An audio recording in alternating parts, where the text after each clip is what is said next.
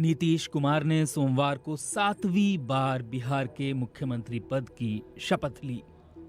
ऐसी चर्चा है कि बीजेपी के तारकिशोर प्रसाद और रेणु देवी को उप मुख्यमंत्री बनाया जाएगा।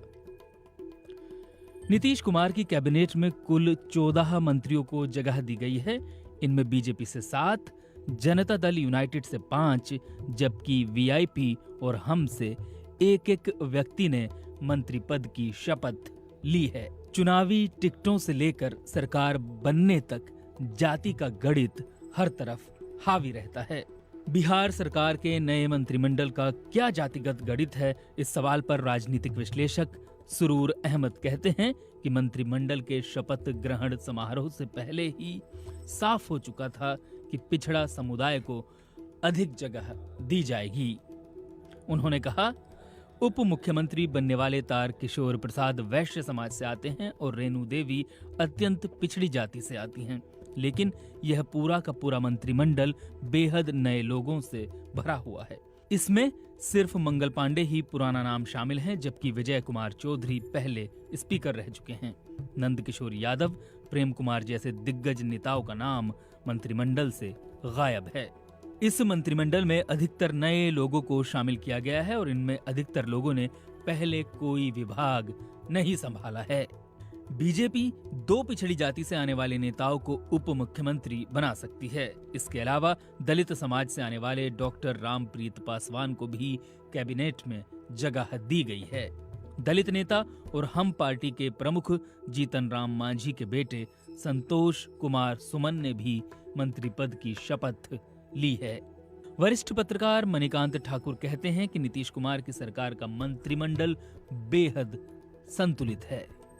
वो कहते हैं, बीजेपी पर यह आरोप लगने लगा था कि पिछड़ी जातियों को ही तवज्जो दी जा रही है क्योंकि दोनों उप मुख्यमंत्री पिछड़ी जातियों से आते हैं। इसको संतुलित किया गया है क्योंकि बीजेपी ने मंगल पांडे और अमरेंद्र प्रताप सिंह को भी मंत्रिमंडल में शामिल किया है। इसका अर्थ है कि सवर्णों को भी बीजेपी ने तवज्जो दी है। जेडीयू से 5 विधायकों ने मंत्री पद की शपथ ली है, जिसमें एक महिला मंत्री भी शामिल हैं। राजनीतिक विश्लेषक सुरेंद्र किशोर कहते हैं कि यह अभी शुरुआती मंत्रिमंडल है और इसमें अभी विस्तार होना है, लेकिन देखने में यह लगता है कि इस मंत्रिमंडल में मुख्य सामाजिक समूहों को साथ लेने की पूरी कोशिश की गई है। वो कहते हैं, जैसा कि अभी कोई मुस्लिम चेहरा इस मंत्रिमंडल में शामिल नहीं है, नीतीश कुमार हमेशा अल्पसंख्यक समुदाय को अपने मंत्रिमंडल में जगह देते रहे हैं और ऐसी उम्मीद है कि आगे और भी चेहरे इसमें शामिल किए जाएंगे। एनडीए गठबंधन में बिहार में बड़े भाई की भूमिका में रही जेडीयू अब सीटों के मामले में तीसरे पायदान पर है और एनडीए में बीजेपी सबसे बड़ी पार्टी बन चुकी है। इसका साफ असर मंत्रिमंडल पर भी दिख रहा है, जहां संभावित 2 उप मुख्यमंत्री और 5 मंत्री बीजेपी से होंगे और ऐसा अनुमान है कि स्पीकर का पद भी बीजेपी के पास ही जाएगा। अब सवाल विभागों के बंटवारे को लेकर उठता है। क्या इसको लेकर भी बीजेपी जेडीयू के बीच उठापटक हो सकती है? इस पर मणिकांत ठाकुर कहते हैं कि बीजेपी नीतीश कुमार पर पूरी तरह हावी हो पाएगी यह कह पाना मुश्किल है, लेकिन आज के शपथ ग्रहण से साफ दिख गया कि यह पूरा शो बीजेपी का था। शपथ ग्रहण समारोह में अमित शाह, जेपी नड्डा और देवेंद्र फडणवीस जैसे वजनदार नेता थे, जिससे दिखता है कि यह जेडीयू की नहीं बीजेपी की सरकार बनने जा रही है।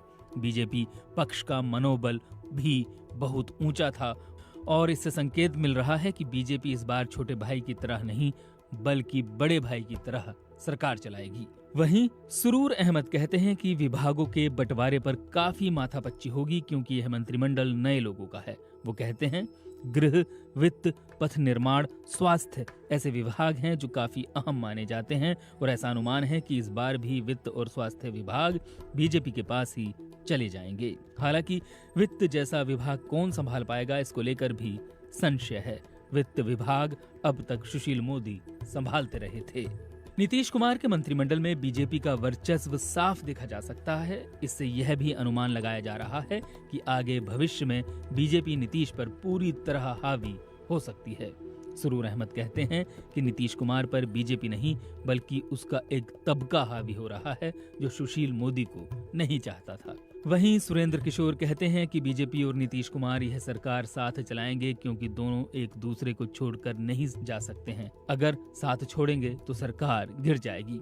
राजभवन में हुए शपथ ग्रहण समारोह का विपक्ष ने बहिष्कार किया था। मणिकांत ठाकुर कहते हैं कि नीतीश कुमार की राह बीजेपी से ज्यादा विपक्ष के कारण मुश्किल होगी। वो कहते हैं कि आज के बहिष्कार से ये साफ हो गया है कि कथित चुनावी धांधली के मामले में महागठबंधन नीतीश कुमार सरकार को राहत देने नहीं जा रहा है।